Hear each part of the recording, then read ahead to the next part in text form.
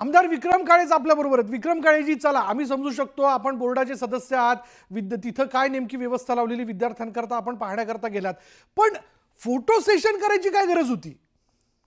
नाही नाही नाही, फोटो सेशन कुठं मध्ये केलेलंच नाही. अहो फोटो दिसतायत की फोटोमध्ये- तुमचे. नाही नाही नाही, मध्ये वर्गात पाहणी करताना फोटो केले. वर्गात शेवटी काय व्यवस्था आहे, डेस्क आहेत का नाही, तिथे कॅमेरे लावलेत का नाही, हे पण आपण तपासतो ना. हा, पण तुम्ही ते डोळ्यांनी बघू शकला असतात, कॅमेरा का सोबत घेऊन गेलात तुम्ही? नाही नाही, मी कॅमेरा नेलेला नाही हो, कॅमेरा नेलेला नाही. तिथलाच जो वर्गात आता आपण ऑनलाईन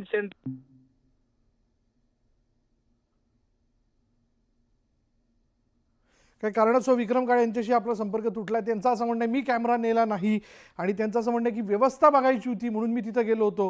पुन्हा एकदा आपण त्यांच्याशी संपर्क करण्याचा प्रयत्न करूयात, त्यांच्याकडनं जाणून घेऊ. ठीक आहे, बोर्डाचे सदस्य म्हणून तिथं विद्यार्थ्यांकरता व्यवस्थित बेंच आहेत का, त्यांना व्यवस्थित पेपर पुरवले जात आहेत का, याविषयी माहिती घेण्याकरता गेल्याचं आपण बघतोय. आपण बालाजी निरफळ आमचे प्रतिनिधी त्यांच्याकडे जाऊयात. बालाजी, तू ऐकलंस की नेमकं ते काय समर्थन करतायत? पटण्यासारखं काही समर्थन नाही. विशाल, एक पळ काढल्याचा प्रकार दिसतोय विक्रम काळेंनी या वेळच्यातून, की तुम्ही ऑनलाईन त्याच्यातून ऑनलाईन फोटो कसे निघतील विशाल? बरं, ठीक आहे बालाजी, विक्रम काळेंना त्यांचं उत्तर पूर्ण करू देत. हा विक्रम काळेजी, तुम्ही सांगत होता तुम्ही कॅमेरा घेऊन नाही गेलात वर्गात, बरोबर? नाही नाही, कॅमेरा म्हणजे आता आपण ऑनलाईन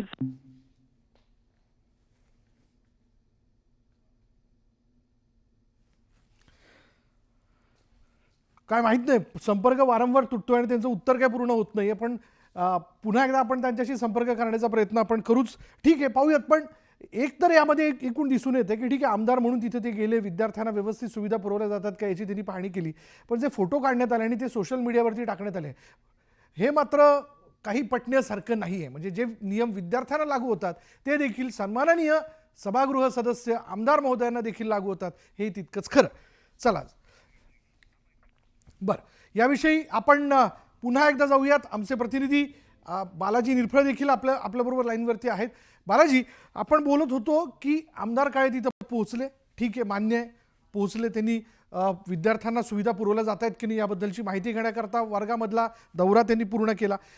बरं विक्रम काळेजी, आपण सांगत होतात की आपण कॅमेरा सोबत घेऊन गेला नव्हता. बरं, मग हे फोटो कुठून आले?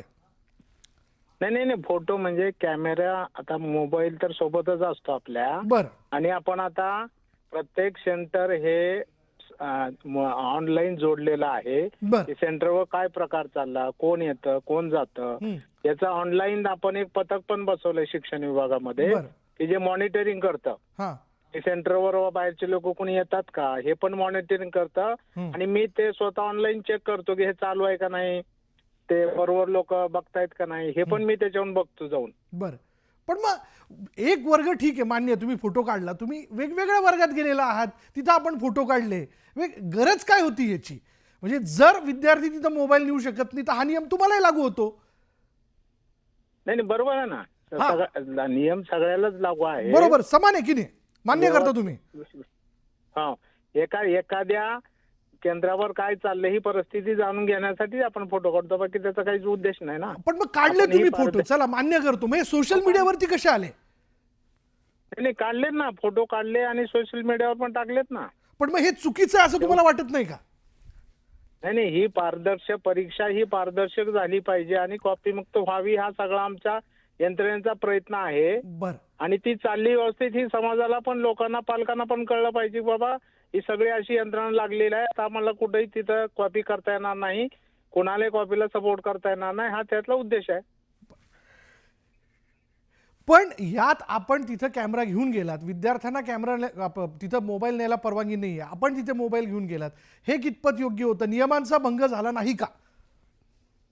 नाही, मी काय म्हणतो की आपण ही कॅमेरा आपण म्हणजे काही तिथं आपण कशासाठी गेलो, की तिथं काय चाललेलं आहे, परीक्षा केंद्र कसं चाललेलं आहे, तिथली काय व्यवस्था विद्यार्थ्यांना पुरवली जाते, हे बघण्यासाठी आपण गेलो आणि त्याचा आपण फोटो काढलेला आहे. आपण काय म्हणजे तिथं कॉपी होऊ नये हाच प्रयत्न आमच्या सगळ्यांचा आहे ना.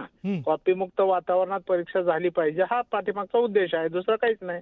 बरं, म्हणजे मला फक्त या फोटोंबद्दल थोडंसं तुमच्याकडनं विस्तृत जाणून घ्यायचं. काय म्हणजे याच्यात नेमकी व्यवस्था काय दिसून येते? तुम्ही चक्कर मारताय, तुमच्याबरोबर सगळे शिक्षक त्याबरोबर दिसत आहेत, मग यातनं काय नेमकं स्पष्ट होतं मला सांगा ना. आणि आता सगळीकडं म्हणजे जी काही कॉपीचं प्रमाण होतं ते अतिशय कमी झालं. बरं. आपण आकडेवारी जरी घेतली असेल हम्म. तरी या वर्षी इतर ज्या परीक्षा झाल्या त्याच्या तुलनेमध्ये आता महसूल यंत्रणा पण मदत करते. महसूल यंत्रणेचे पथक पण तिथं आहेत. हम्म. पोलीस यंत्रणेची लोक तिथं आहेत. हे लोक तिथं आहेत का, जे ज्यांना ड्युटी नेमून दिली ते तिथं येतात का, तितक्या वेळ बसतात का, हे पण आम्ही सगळं पाहतोय.